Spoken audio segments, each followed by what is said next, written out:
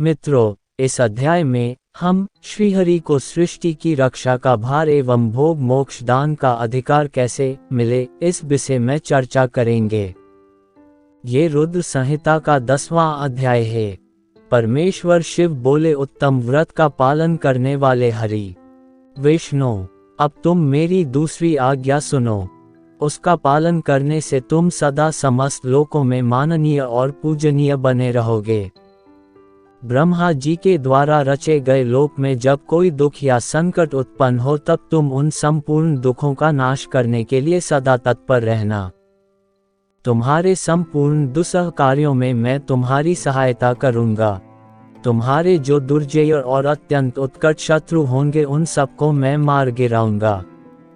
हरि, तुम नाना प्रकार के अवतार धारण करके लोक में अपने उत्तम कीर्ति का विस्तार करो और सबके उद्धार के लिए तत्पर रहो।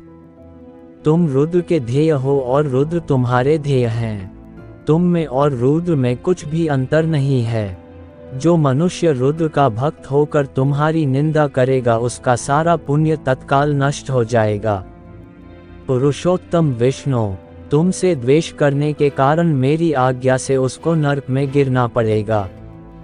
यह बात सत्य है, इसमें संशय नहीं है।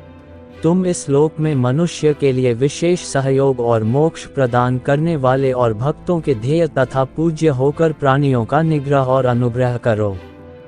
ऐसा कहकर भगवान शिव ने मेरा हाथ पकड़ लिया और श्री विष्णु को सौंपकर उनसे कहा, तुम संकट के समय सदा इनकी सहायता करते रहना।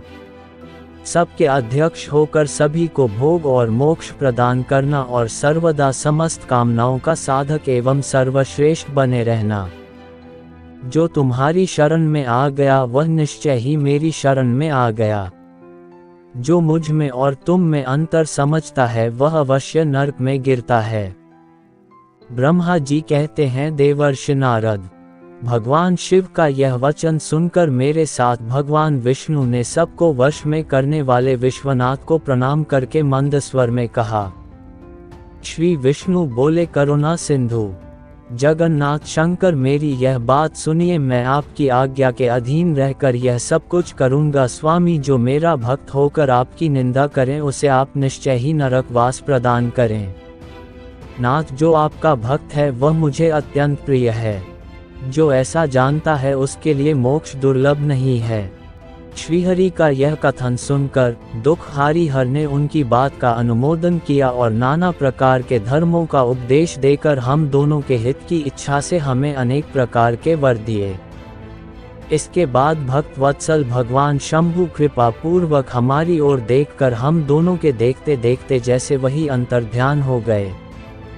तभी से इस लोक में लिंग पूजा का विधान चालू हुआ है। लिंग में प्रतिष्ठित भगवान शिव भोग और मोक्ष देने वाले हैं। शिवलिंग की जो वेदी या अर्धा है, वह महादेवी का स्वरूप है और लिंग साक्षात महेश्वर का लय का अधिष्ठान होने के कारण भगवान शिव को लिंग कहा गया है, क्योंकि उन्हीं में निखिल जगत का वास होता है। महामुनि, जो शिवलिंग के समीप कोई कार्य करता है, उसके पुण्य फल का वर्णन करने की शक्ति मुझ में नहीं है। ये अध्याय समाप्त हुआ। अगर आपको हमारी कथा अच्छा लगा तो इसे अपनी प्रियजनों को शेयर करें। हमारा चैनल श्री पपेश को सब्सक्राइब करें। धन्यवाद।